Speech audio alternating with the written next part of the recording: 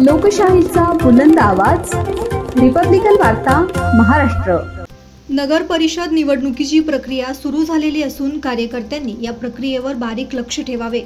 जनता काँग्रेसच्या पाठीशी आहे, आपण खचून न जाता जोमाने कामाला लागावे, असे आवाहन महाराष्ट्र प्रदेश काँग्रेसचे माजी अध्यक्ष माणिकराव ठाकरे यांनी केले। पुसद येथे झालेल्या काँग्रेस कमिटीच्या आढावा बैठकीत ते बोलत होते। या बैठकीत अखिल भारतीय आदिवासी परिषदेचे अध्यक्ष ॲडव्होकेट शिवाजीराव मोघे, आमदार बाळासाहेब मांगुळकर, प्रदेश अल्पसंख्याक विभागाचे अध्यक्ष माजी आमदार डॉक्टर वजाहत मिर्झा, डॉक्टर मोहम्मद नदीम, जिल्हा अल्पसंख्याक अध्यक्ष जफर खान, जितेंद्र मोघे प्रामुख्याने उपस्थित होते। माणिकराव ठाकरे म्हणाले की देशातील शेतकरी हवालदिल झालेला आहे। केंद्र सरकार सामान्यांच्या प्रश्नाबाबत उदासीन आहे।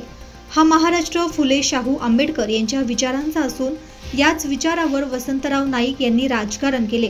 त्यांची नाळ धर्मनिरपेक्ष विचारांशी जोडलेली होती।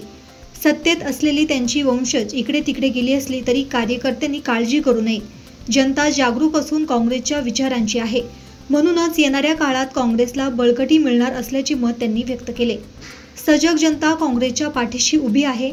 हीच जनता सत्ताधाऱ्यांना धडा शिकवल्याशिवाय राहणार नाही, असे परखड मत माजी मंत्री शिवाजीराव मोघे यांनी व्यक्त केले। या बैठकीत आमदार बाळासाहेब मांगुळकर, डॉक्टर वजाहत मिर्झा, जफर खान यांची समायोजित भाषणे झाली। डॉक्टर मोहम्मद नदीम यांनी प्रास्ताविक केले।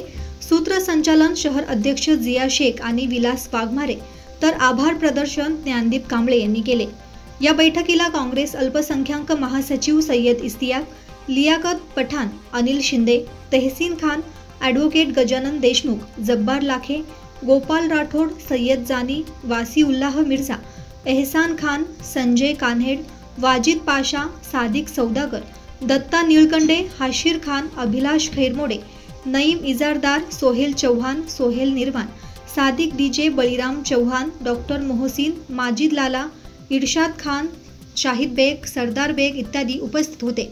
या कार्यक्रमाचा समारोप राष्ट्रगीताने झाला।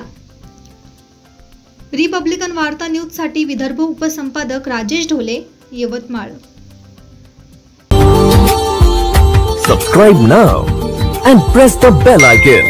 Never miss an update.